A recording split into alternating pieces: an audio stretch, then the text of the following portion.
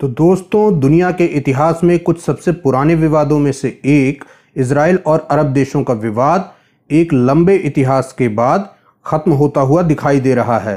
दोस्तों, इजराइल और अरब देश एक दूसरे को फूटी आंख नहीं सुहाते थे, मगर आधुनिक समय में बदलती हुई आवश्यकताओं को देखते हुए इजराइल और संयुक्त अरब अमीरात ने अंततः दोस्ती करने का निर्णय लिया है।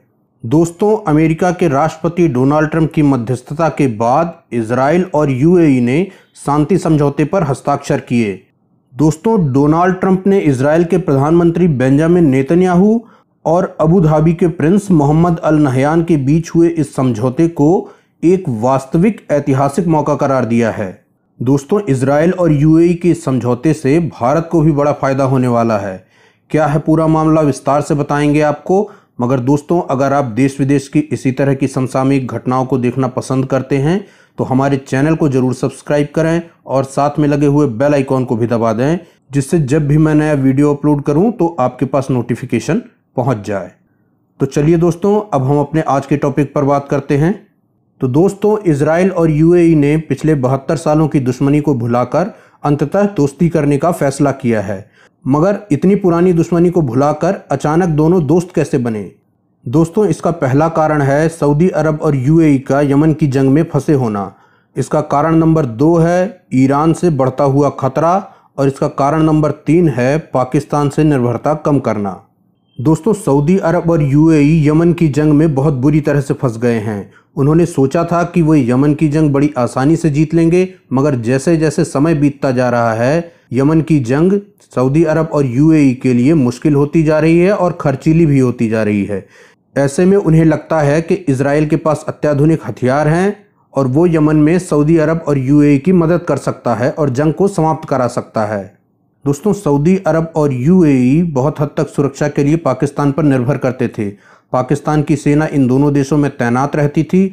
यमन के युद्ध में भी पाकिस्तान सऊदी अरब की मदद कर रहा था, मगर पाकिस्तान के सहयोग के बावजूद यमन का युद्ध खत्म होने का नाम नहीं ले रहा था। ऐसे में यूएई और सऊदी अरब को लगता है कि हूती विद्रोहियों के विरुद्ध इजराइल सऊदी अरब की मदद कर सकता है।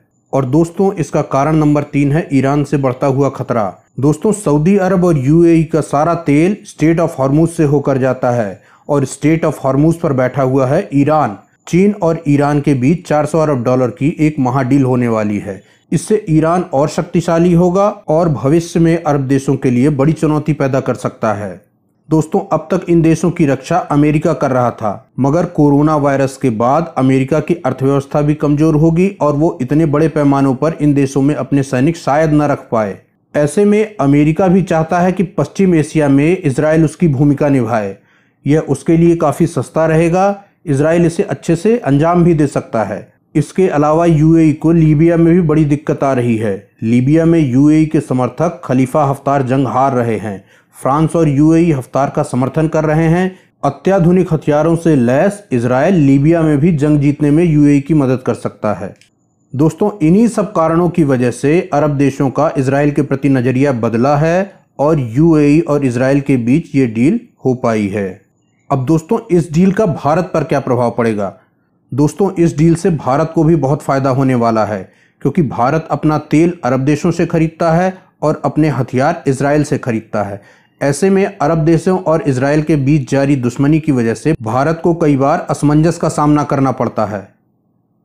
दोस्तों, इसका दूसरा फ़ायदा ये है कि पाकिस्तान की अरब देशों से दूरियां बढ़ती जा रही हैं।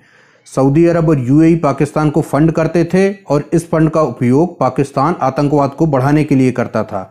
अगर पाकिस्तान और अरब देशों के बीच दूरियां बढ़ जाएंगी तो उसे फंड मिलना बंद हो जाएगा, जिससे भारत में कुछ हद तक आतंकवाद पर भी नियंत्रण लगेगा। दूसरा, पाकिस्तान ओआईसी का मेंबर देश है और ओआईसी में सऊदी अरब और यूएई की ही चलती है। अगर पाकिस्तान की सऊदी अरब और यूएई से दूरियां बढ़ जाएंगी तो पाकिस्तान भारत के खिलाफ कोई भी प्रस्ताव नहीं ला पाएगा। इससे कूटनीतिक स्तर पर भारत को बहुत फायदा होगा, क्योंकि भारत का विरोध करने वाले देशों की संख्या और कम हो जाएगी।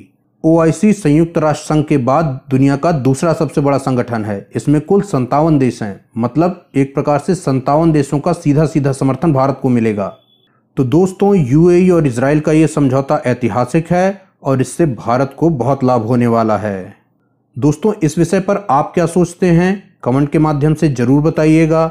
अगर ये वीडियो अच्छा लगा हो तो इसे लाइक करें और अपने दोस्तों के साथ शेयर करें, और अगर चैनल अब तक सब्सक्राइब नहीं किया है तो उसे भी ज़रूर करें, और करते रहें हमारे साथ आस पास की तलाश।